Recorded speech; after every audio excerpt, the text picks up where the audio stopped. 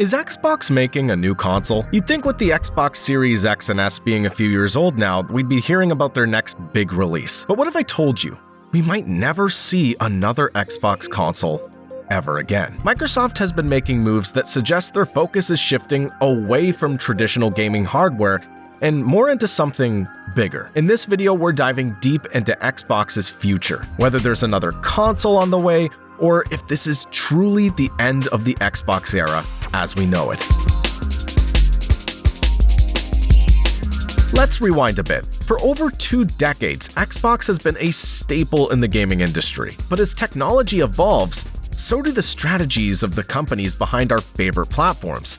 So, what's Microsoft's game plan now? For decades, gaming has followed a simple cycle. Every 5 to 7 years, we get a new console. The original Xbox came out in 2001, the Xbox 360 in 2005, the Xbox One in 2013, and the Xbox Series X and S in 2020. So, naturally, people are expecting an Xbox Series X2, or if you're elite and cool like that, the Xbox 720, or some kind of other next-gen hardware to drop soon. But here's the thing.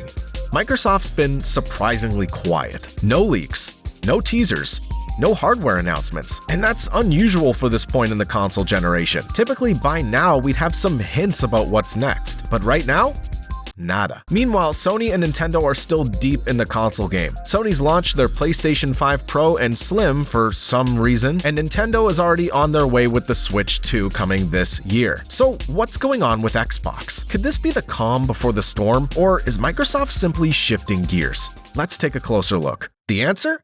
Microsoft isn't focusing on hardware anymore. Instead, they're pushing something far bigger, and some of you may not want to hear this. Cloud gaming. And this isn't just speculation. Xbox CEO Phil Spencer and other execs have reportedly said their goal is to make Xbox a platform, not just a piece of hardware. In fact, Microsoft's already started moving in this direction. Xbox Game Pass is available on PCs, smart TVs, mobile devices, and they made that commercial saying, "Is this an Xbox? Yeah, it is." And PlayStation and Nintendo might not be off the table in the future. Imagine playing Starfield, Halo, or Fable on a Samsung TV without needing an Xbox at all. You could log into your Xbox account, stream your games, and boom, you're playing on a totally different device. That's the future Xbox is building, one where their games aren't locked to a single console, but are everywhere. Let's take a moment and talk about Xbox's xCloud. This technology allows you to stream high-quality games without the need for a powerful console. You don't need to worry about running out of storage space or upgrading hardware every few years. As long as you have a fast enough internet connection, you can access these games at a moment's notice. And here's the kicker. Microsoft is a software company first. They make Windows, Office, Azure. Microsoft doesn't need to sell hardware to succeed. Their business model can thrive on software and services, and that's exactly what they're betting on with Xbox. So instead of dropping $500 on a new console every 7 years, you'll be paying for a subscription to Game Pass every single month. And regardless of that different pricing strategy, the beauty about this is you're no longer tied to a specific device. Xbox could be in your pocket, in your living room, or on your TV screen, or on your Steam Deck, check out my last video, without ever needing an Xbox console to play games. Now, you might be thinking, this all sounds great, but what does it actually mean for us gamers? Well, let's break it down. First, let's look at the pros. You won't have to spend $500+ on a console anymore. No more scrambling to get the latest hardware every 5 to 7 years. You can play Xbox games anywhere, on your phone, tablet, TV, or even other consoles. Game Pass becomes an even better deal. With a massive library of games, you'll have access to all kinds of content for one flat fee. Sounds like a dream, right?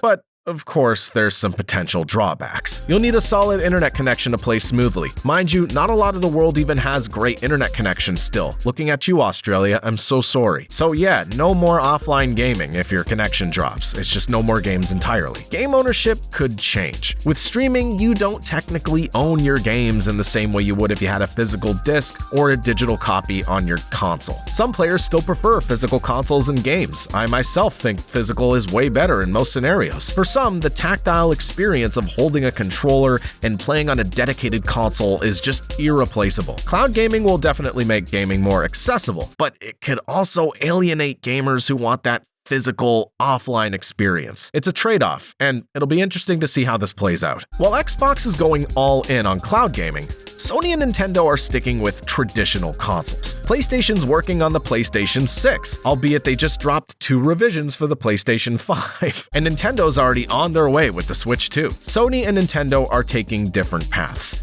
PlayStation, for instance, has a massive focus on high-end graphics and hardware and that cinematic experience. Nintendo, on the other hand, is doing its own thing completely. They're in their own ballpark here. With the hybrid nature of the Switch, it's not just about power, it's about convenience and playability. But even with all that, it's clear that they're not ready to abandon physical hardware just yet. And I'm not gonna lie, I don't think they ever will.